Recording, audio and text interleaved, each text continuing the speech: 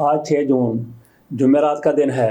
آج کے لیے پنجاب حکومت کی طرف سے مریم نواز شریف صاحبہ کی حکومت کی طرف سے اعلان کیا گیا تھا کہ شاپنگ بیگ وہ بالکل پلاسٹک والے نہ تیار ہوں گے، نہ ان کو استعمال کیا جائے گا۔ جو بنائے گا، جو استعمال کرے گا، اس کے خلاف پھر جو کچھ ہونا ہے وہ کیا جائے گا۔ کل آخری دن تھا 5 جون کو ان شاپنگ کے استعمال کا اور ان کے بنانے کا۔ بنانے والے تو ویسے پہلے فارغ ہو چکے ہوں گے، تو پھر آپ نے کیا کرنا ہے؟ ابھی مریم نواز شریف صاحبہ کی طرف سے اعلان کیا گیا ہے جس پر وہ سختی سے عمل کروائیں گی، تو پھر اپنے نیپے تیار کر لیں، اپنی جھولیاں تیار کر لیں جس میں آپ نے سبزی لے کے آنی ہے یا کوئی اور چیز لے کے آنی ہے۔ یہ اچھا فیصلہ ہے کیونکہ اس سے کئی مسائل پیدا ہو رہے تھے، اور عمران خان کے دور میں شاپنگ بیگ کا استعمال اور ان کے بنانے پر پابندی لگا دی گئی تھی، لیکن اس کے بعد پھر لوگوں کے اپنے اپنے معاملات ہوتے ہیں، اور جس طرح ہماری ٹریفک پولیس ہے، جب ان کو یاد آتا ہے ہیلمٹ کی پابندی شروع کر دیتے ہیں، اور جب ان کو یاد نہیں رہتا، بھول جاتے ہیں، تو پھر ہیلمٹ کی پابندی ختم ہو جاتی ہے۔ اسی طرح سے عمران خان کے دور میں شاپنگ بیگ پلاسٹک والے ختم کر دیے گئے تھے، بنانا بیچنا اور ان کا استعمال بالکل ختم کر دیا گیا تھا، لیکن تجاوزات کی طرح پھر سے وہ شروع ہو گئے۔ مریم نواز شریف صاحبہ کی طرف سے اعلان کیا گیا ہے، دیکھتے ہیں یہ اعلان کس حد تک کامیاب ہوتا ہے۔ بہرحال اس حوالے سے ہر پاکستانی کو، ہر شہری کو تعاون کرنے کی ضرورت ہے۔ چلتے اب نیو یارک امریکہ میں، وہاں پہ پاکستان کا پہلا T20 میچ پاکستان پہلا کھڑا کرنے جا رہا ہے۔ پہلا میچ ہے، اور پہلا میچ ہی امریکہ کے ساتھ ہے۔ امریکہ کی نئی ٹیم ہے، لیکن امریکہ کی نئی ٹیم بھی وہاں پہ کچھ نہ کچھ بہتر کارکردگی دکھا رہی ہے۔ آج کے میچ میں ڈونلڈ بلوم پاکستان میں امریکہ کے سفیر و مہمان خصوصی ہوں گے۔ محسن نقوی صاحب پاکستان کے وزیر داخلہ ہیں، بلکہ وزیر داخلہ ہی نہیں، وہ ڈی فیکٹو وزیر اعظم بھی ہیں، لیکن اس کے ساتھ ساتھ وہ PCB کے چیئرمین بھی ہیں، وہ بھی وہاں پہ پہنچے ہوئے ہیں، وہ بھی وہاں پہ موجود ہوں گے۔ دیگر ڈگنیٹیز پاکستان کرکٹ ہی وہ بھی وہاں پہ موجود ہوں گی۔ کھلاڑی تو بہرحال پھر سعودی عرب کی طرف سے، سعودی سفیر کی طرف سے یہ اعلان کیا گیا اگر پاکستان کی ٹیم یہ ٹورنامنٹ جیت جاتی ہے T20، تو ان کو پھر شاہی خرچے پر شاہی مہمان کے طور پہ اگلی دفعہ حج کروایا جائے گا۔ تو ہمارے کھلاڑی جو سب ملے کے حجاج کرام ہیں، وہاں پہ وہ پہنچے ہوئے ہیں، آج وہ اپنی کارکردگی دکھائیں گے۔ اور محسن نقوی صاحب ICC کو پڑ گئے ہیں۔ ہوا کیا ہے؟ پتہ یہ چلا ہے کہ اسٹیڈیم سے 1.5 گھنٹے کی ڈرائیو پر ہوٹل میں پاکستانی ٹیم کو ٹھہرایا گیا ہے۔ محسن نقوی کی طرف سے ICC کے حکام کے ساتھ رابطہ کیا گیا، اور ان کو بتایا گیا کہ یہ کیا ماجرا ہے، یہ کیسے ہو سکتا ہے کہ ہماری ٹیم روزانہ میچ سے قبل 1.5 گھنٹہ سفر کر کے، 1.5 گھنٹہ تو سموتھ سیدھا سفر ہے، لیکن راستے میں کوئی رکاوٹ آ جائے تو اس کے مطابق مزید تاخیر بھی ہو سکتی ہے۔ اس پر محسن نقوی کی طرف سے سخت موقف اپنایا گیا اور قائل کیا گیا ICC کو، تو پاکستانی ٹیم کو نئے ہوٹل میں شفٹ کر دیا گیا ہے جو اسٹیڈیم سے صرف 5 منٹ کی ڈرائیو پر ہے۔ ایسا ہی ہونا چاہیے۔ محسن نقوی کی طرف سے بالکل درست فیصلہ کیا گیا اور درست موقف اپنایا گیا، اور اپنے موقف پر وہ قائم بھی رہے، اور ICC کو اس پر قائل بھی کر لیا۔ بلاول بھٹو زرداری کی طرف سے اپنے وزراء کو کہا گیا ہے کہ اپنے کام سے کام رکھیں۔ عمران خان کے حوالے سے جو بیان بازی ہو رہی ہے وہ اس کو چھوڑ دیں، وہ اس سے باز آ جائیں، اپنی کارکردگی کو بہتر بنائیں۔ انہوں نے ساتھ یہ بھی کہا کہ سندھ کے جو وزراء ہیں ان میں سے بہت سے وزراء سست ہیں، ان کو تیز کرنے کی ضرورت ہے۔ تیز کیسے نے کرنا ہے؟ انہوں نے اپنے وزیر اعلیٰ پر زور دیا ہے، مراد علی شاہ پر، کہ ان کو ذرا تیز کرے، اور ساتھ یہ بھی کہا ہے کہ اگر ان کی کارکردگی بہتر نہیں ہوتی تو پھر یہ وزیر نہیں رہیں گے بلکہ اپنے گھروں کو جائیں گے۔ گھروں کو انہوں نے کیا جانا ہے؟ MP تو بہرحال انہوں نے رہنا، اور ترقیاتی فنڈ بھی ان کو ملنے ہیں۔ بلاول بھٹو زرداری کی طرف سے یہ کہنا بڑا میں سمجھتا ہوں کہ درست فیصلہ ہے کہ انہوں نے کہا کہ اپنے کام سے کام رکھو، پہلے اپنی کارکردگی بہتر بناؤ، اس کے بعد پھر جس کے بارے میں بات کرنی ہے بات کرو، اختلافی بات کرنی ہے، کس کی حمایت کرنی ہے۔ عمران خان کے حوالے سے انہوں نے کہا کہ ضرورت نہیں ہے کہ عمران خان کے خلاف آپ بیان بازی کریں یا عمران خان کی باتوں کا جواب دیں، آپ اپنے کام سے کام رکھیں۔ ادھر شرجیل میمن جو سینئر وزیر ہیں سندھ کے، ان کا تو کام یہ تھا کہ عمران خان کے خلاف بولنا ہے، ان کی کردار کشی کرنی ہے، ان کی کسی بھی بات کا جواب ان سے سوال کیا گیا ہے یا نہیں کہ پیپلز پارٹی کے حوالے سے انہوں نے کوئی بات کی ہے نہیں کی، لیکن انہوں نے ان پر تنقید کرنی ہے، ان کی کردار کشی کرنی ہے، ان کو گالی گلوچ کرنا ہے۔ یہ شرجیل میمن کا صبح سے شام تک، رات تک کام ہوا کرتا تھا۔ تو بلاول بھٹو زرداری کی طرف سے شاید انہی کو دیکھتے ہوئے سب کو کہا گیا ہے کہ اپنے کام سے کام رکھیں اور عمران خان سے توجہ ہٹا کر مسائل پر توجہ دیں۔ تو آپ کیا سمجھتے ہیں؟ کہ بلاول بھٹو زرداری کی طرف سے یہ درست فیصلہ کیا گیا ہے، بالکل درست فیصلہ ہے۔ اور اس سے یہ بھی نظر آتا ہے کہ ہو سکتا ہے کہ کہیں نہ کہیں پیپلز پارٹی اور تحریک انصاف کے مابین کچھ نہ کچھ پیچ اپ کے معاملات بھی چل رہے ہوں، اور عمران خان کو ہو سکتا ہے کوئی سپیش دینے کے حوالے سے بلاول بھٹو زرداری اپنا کردار ادا کر رہے ہوں۔ بہرحال ان کی طرف سے اگر سرسری طور پر بھی کہا گیا ہے تو پھر بھی درست کہا گیا ہے۔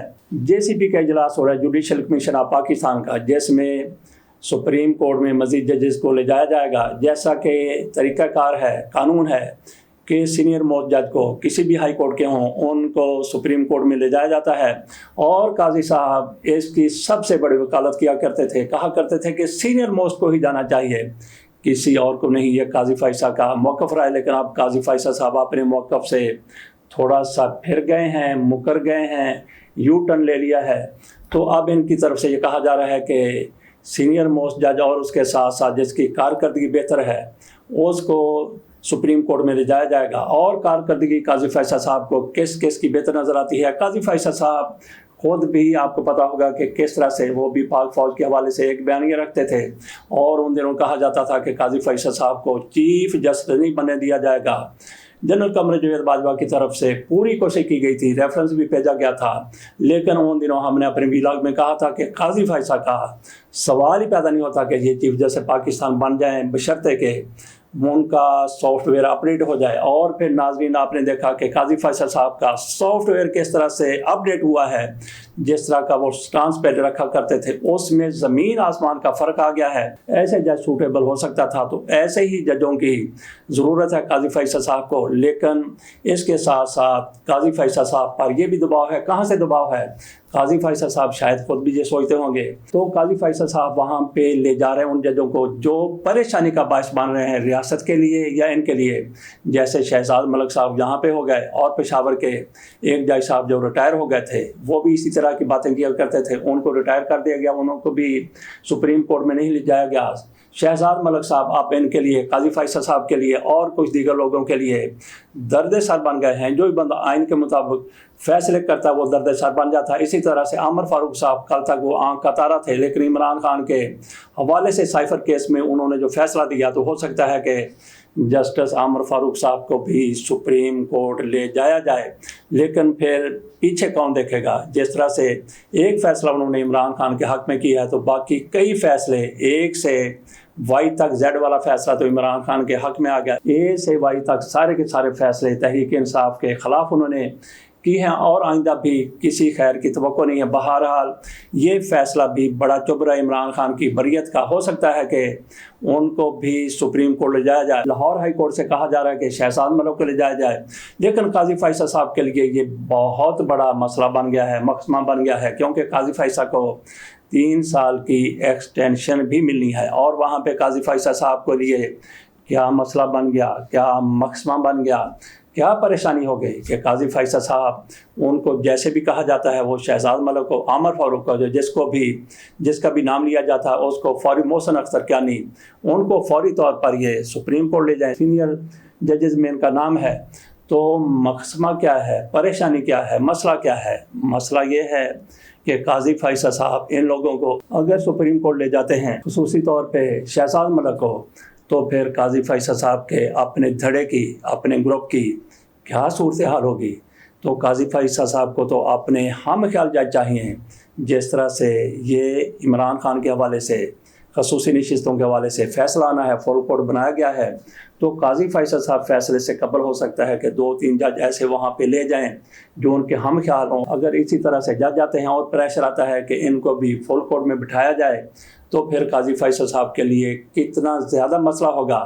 اگر قاضی فیصل صاحب اپنی مرضی کے جج وہاں پہ لے جاتے ہیں، جونیئر ججوں کو لے جاتے ہیں جو ان کے ہاتھ کی گھڑی ہوں، چھڑی ہوں اور گھڑے کی مچھلی ہوں، تو پھر قاضی فیصل صاحب بڑے بڑے فیصلے وہاں پہ بیٹھ کے کر سکتے ہیں اپنی من مرضی کے۔ تو یہی قاضی فیصل صاحب کا مقدمہ ہے کہ اس کو لے جائیں یا کہ اس کو نہ لے جائیں۔ شہزاد ملک کے حوالے سے یہی قاضی صاحب سوچ رہے ہیں، دیکھتے ہیں قاضی صاحب آخر کار کیا فیصلہ کرتے ہیں۔ توہین عدالت کیس ہے، اس حوالے سے آپ پوری کارروائی سن چکے ہیں۔ فیصل وابڈا صاحب وہاں پہ ان کی ٹانگیں کانپ رہی تھی، وہ لرز رہے تھے، لیکن کہہ رہے تھے کہ معافی نہیں مانگوں گا۔ ان کو جیسا کہ کہا گیا ہے کہ یہی کہنا ہے فیصل وابڈا کی طرف سے، لرز کی ٹانگوں اور لہراتے جسم کے ساتھ खौफ ज़दा थे। उनकी तरफ से यही कहा गया कि माफ़ी मैं मांगने के बारे में सोचूंगा, अगर मुझसे गलती हो गई तो माफ़ी मांग लूँगा, अगर मैंने गलती नहीं की तो मैं माफ़ी, ये उन्होंने अदालत के अंदर भी कहा, अदालत के बाहर भी कहा। अदालत के अंदर तो उनको खैर बोलने का मौका नहीं दिया गया, लेकिन वो कुछ बोलना चाहते थे। काजी फैसल साहब की तरफ से जिस तरह से उनकी आदत है, उन्होंने कहा कि अगर आपने बोलना है तो अपने वकील को फिर जाने दें। तो फैसल वावड़ा साहब वहाँ पे मौजूद थे, लेकिन कह तो रहे थे कि माफ़ी मांगने के लिए तैयार नहीं हूँ, लेकिन खौफज़दा थे, जैसे कि उनको किसी ने बांध के वहाँ पे खड़ा किया हुआ था। और फिर मुस्तफ़ा कमाल की तरफ से एक अहमकाना हरकत कर दी गई। वो क्या अहमकाना हरकत है? काजी फैसल साहब एक पेज पे हैं फैसल वावड़ा के साथ और उनके साथ भी, क्योंकि जिन जजों के हवाले से फैसल वावड़ा ने बात की है, अतर मिनोना का नाम लिया, बाबर सत्तार का नाम लिया, और इन्हीं से काजी फैसल साहब भी तंग आए हुए हैं जिस तरह का उनका मौक़िफ़ है, जिस तरह की वो बातें करते हैं। तो काजी फैसल और फैसल वावड़ा एक पेज पर हैं। कल काजी फैसल साहब ने इनको छोड़ना है, हर सूरत छोड़ना है। और उन्होंने क्या अहमकाना हरकत कर दी। मुस्तफ़ा कमाल ने उन्होंने अपना वकील रख लिया फ़रोग नसीम को, और फ़रोग नसीम वही वकील हैं जो काजी फैसल साहब के ख़िलाफ़ रेफरेंस में वकालत करते रहे। वज़ारत कानून को छोड़कर इनकी तरफ से वकालत की गई थी, और रेफरेंस बनाने वाले जनरल बाजवा के कहने पर यही थे फ़रोग नसीम साहब, और उनको मुस्तफ़ा कमाल की तरफ से अपना वकील रख लिया गया।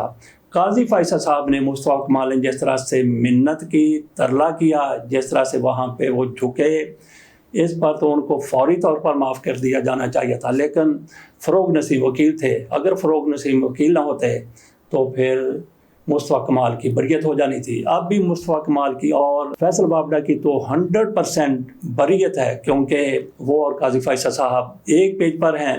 अब आ जाते हैं मोदी की तरफ। मोदी ने रिकॉर्ड बराबर कर दिया है मियां नवाज शरीफ का और नेहरू का। नेहरू भी 3 मरतबा भारत के वज़ीर-ए-आज़म बने थे, और मियां नवाज शरीफ साहब भी पाकिस्तान के 3 दफ़ा वज़ीर-ए-आज़म बने हैं। मोदी की तरफ से पूरी कोशिश की गई, उन्होंने मुहिम चलाई, उन्होंने फॉल्स फ्लैग ऑपरेशन की है। खसूसी तौर पर बाबरी मस्जिद का जिस तरह से अधूरा इफ्तिताह कर दिया गया, वहाँ पे एक जश्न का समा था, पूरी दुनिया से डिग्निटीज़ को बुलाया गया था। बाबरी मस्जिद गिराकर वहाँ पे राम मंदिर तामीर किया गया था, तो इसका इफ्तिताह कर दिया गया, अभी उसकी तकमील मुकम्मल नहीं हुई थी। ये सिर्फ़ और सिर्फ शिद्दत पसंद हिंदुओं को दिखाना था कि ये देखें बाबरी मस्जिद की जगह पे हमने मंदिर तामीर कर दिया है। ये फॉल्स फ्लैग ऑपरेशन था। इसके अलावा मोदी ने शिद्दत पसंदों का वोट हासिल करने के लिए मुसलमानों के ख़िलाफ़, पाकिस्तान के ख़िलाफ़ जिस तरह से जहर उगला था वो पूरी दुनिया के सामने है। लेकिन मोदी साहब उस तरह से कामयाब नहीं हो सके जितनी वो उम्मीद कर रहे थे।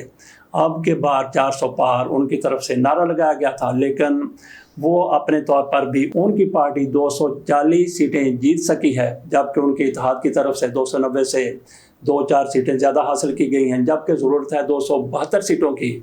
मोदी साहब वज़ीर-ए-आज़म तो मर जाएंगे, लेकिन वो एक कमज़ोर वज़ीर-ए-आज़म बनेंगे, और उनकी हुकूमत का सारा दारोमदार अपने इत्तेहादियों पर होगा, इत्तेहादी पार्टियों पर होगा।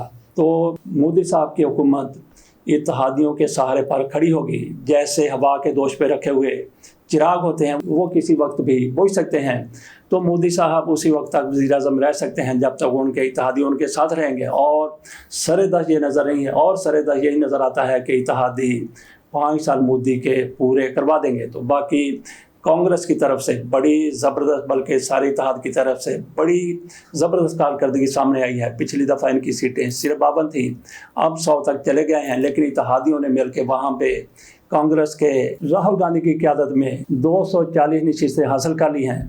तो मोदी साहब परसों 8 जून को हलफ उठाते हुए नज़र आएंगे, तो मोदी को बहरहाल मुबारक देना तो बनती है। जैसे भी है, मोदी पहले की तरह बर्तरी हासिल नहीं कर सके, 2/3 अक्सरियत हासिल नहीं कर सके, लेकिन सादा अक्सरियत से उनके इत्तेहाद ने एक दफ़ा फिर हुकूमत बनानी है, और मोदी तीसरी बार भारत के वज़ीर-ए-आज़म बन रहे हैं। इसके साथ इजाज़त दीजिए। अल्लाह हाफ़िज़।